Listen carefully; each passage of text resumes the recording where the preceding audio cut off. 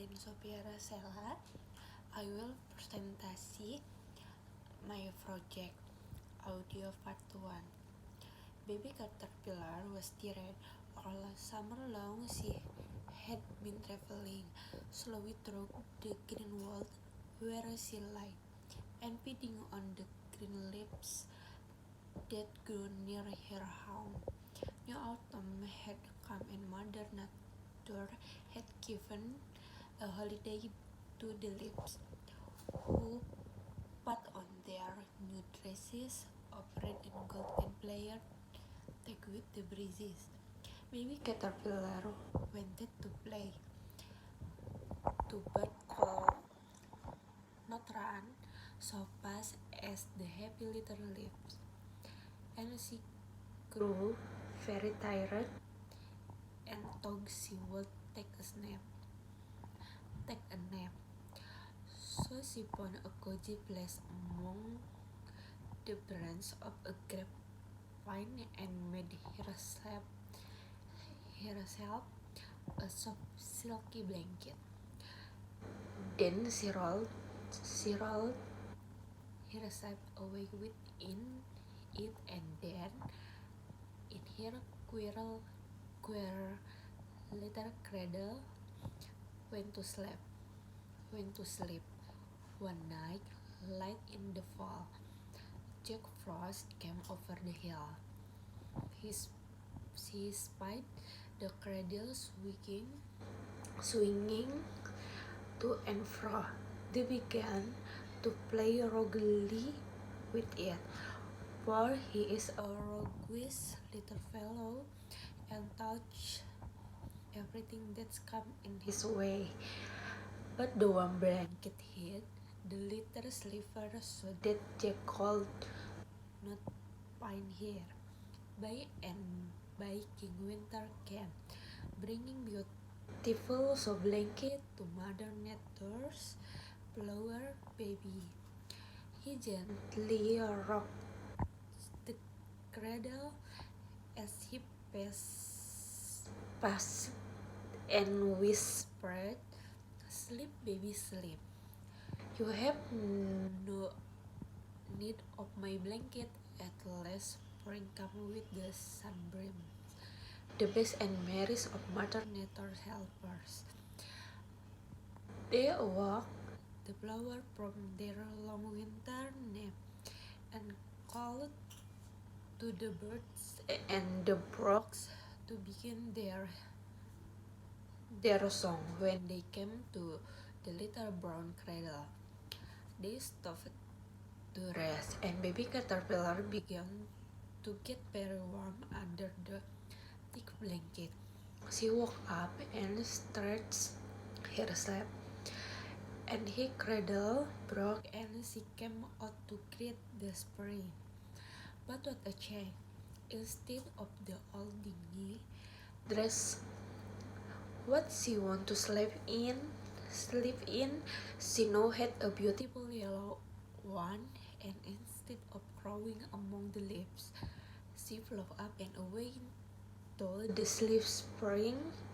I rode to play with the sunbeams and flower, and the little children called her a butterfly. Audio part 2. So Meg, you are talking about being in the military, and you said you were a medic. Can you explain what that is? Yeah, so a medic, which now I believe is called health care specialist, is. I always say it kind of similar to being like a paramedic, where it's not a full nurse job. I think nurses have more training like in a civilian side nurse, but similar to paramedic, where you have curtain like minor producer that you are trying to do and high level things than just an EMT like doing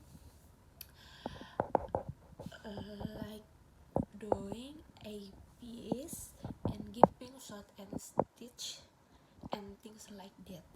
And you are trying it because it's the military. You are especially trained to for emergency situation and how to treat someone who has maybe some serious life threatening ones. So that a medic. Wow, that sounds like a really difficult job. I mean, it's not your typical just soldier job.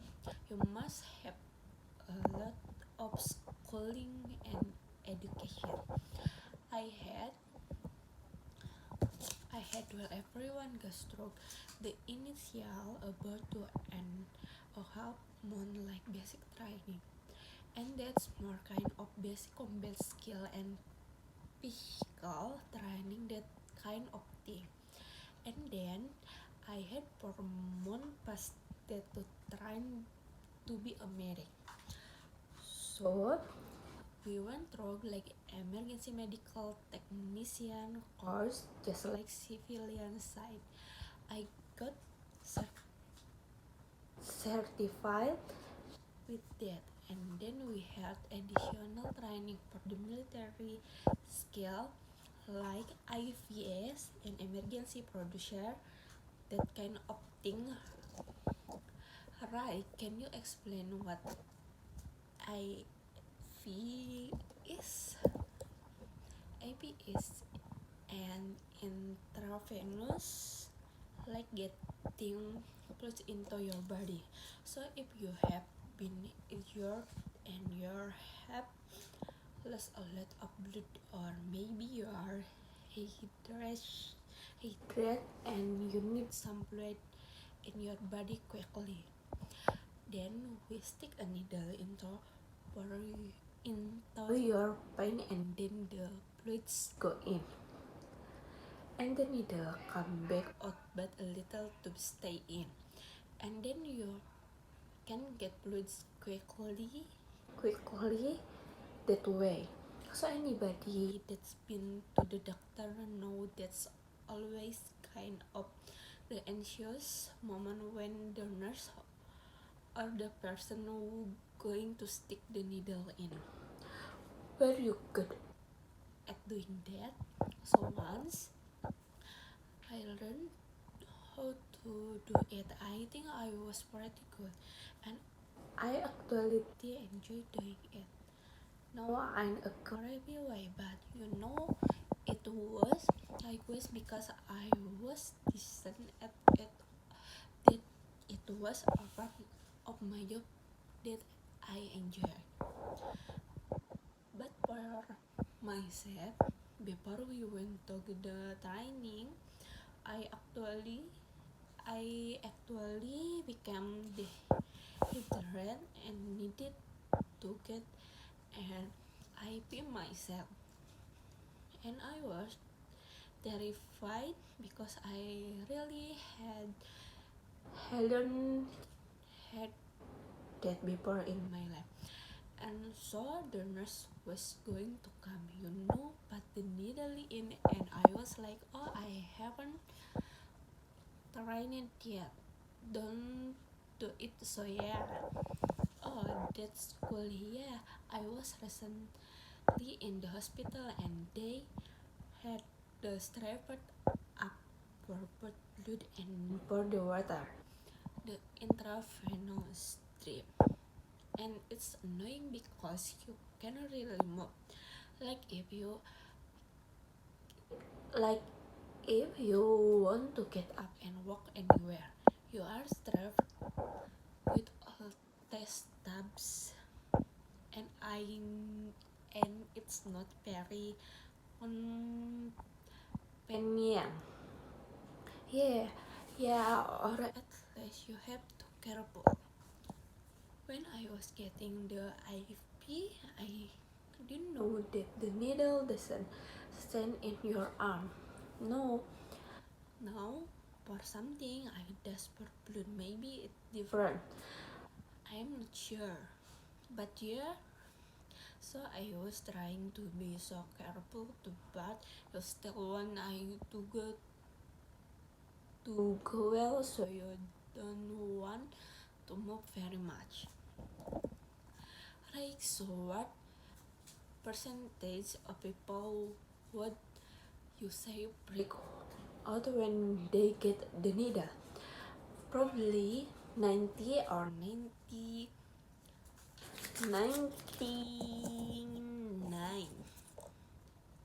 95. Oh really? Yeah, even top arms guy could come in and they be like, oh, I'm pain in the beer.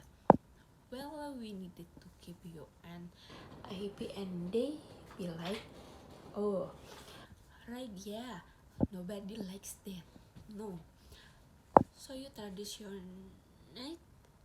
you were in the medical profession, and then you moved to education. Why did you leave the medical profession for education? Yeah, that the interesting, because I became a medic in the military because I thought after when I could continue college that I would be a nurse or a doctor. But my team serving as a medic helped me learn that was not why I wanted to do for my career after all. So I definitely am glad that I had those skills and the things that I learned and was able to experience. But English had kind of been on the back burner. And so then I said, okay, let me revisit this. And I led to English education. Whoa, have you ever thought about being like an English specialist for people in the medical field, like teaching doctor and nurse?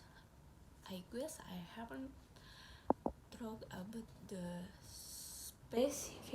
especially something I'll talk about going back to military. They do have something like English school in the military, and so I guess that you're deal related. Also, I could be, yeah. So what would be interesting something to think about? Audio part 3. 1. What kind of home would you want to have? A house with land. 2. What would he like to live near nature? 3. What do they talk about that around the house? 4. What does he want is his ideal house? One room to himself. Retell the conversation with your own words, keeping the detailed information. Mark said want to have a house with land. He grew up in Alabama and he liked the landscape there. He liked live nature. It's kind of hilly and lots of trees and lots of fine trees. And then he want one room to himself. Thank you.